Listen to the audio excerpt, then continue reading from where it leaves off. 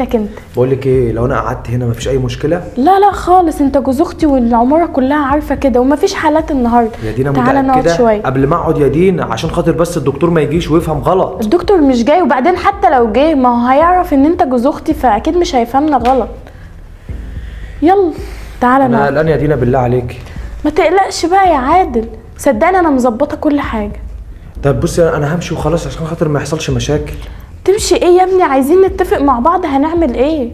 طيب تعالي طمنيني يا دينا بقى، عملت ايه في اللي انا قلت لك عليه؟ ما تقلقش، انا ظبطت كل حاجه مع الراجل وكلمته اهو يا سيدي، وقال لي كل حاجه هتبقى جاهزه بكره العصر. يا لهوي ايه الحاجه الجامده دي، ده شكلها جميله تحفه بجد يعني. بس بالله عليك اوعي مراتي تعرف الموضوع ده.